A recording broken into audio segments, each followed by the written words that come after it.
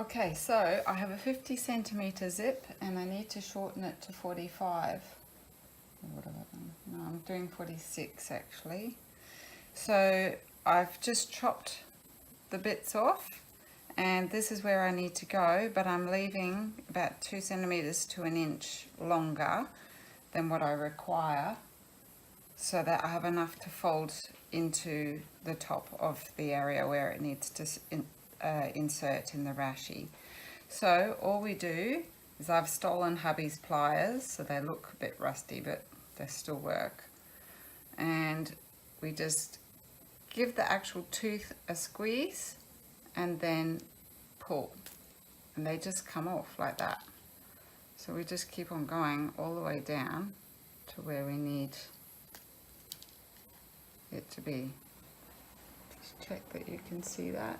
So there's the tooth. Give it a squeeze and then pull.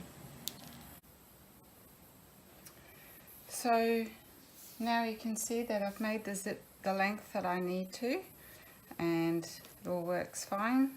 It's nice and neat actually, it's a lot easier than I thought. And now I'm just going to burn the end of this and melt it a little bit, just so it doesn't fray when I'm sewing.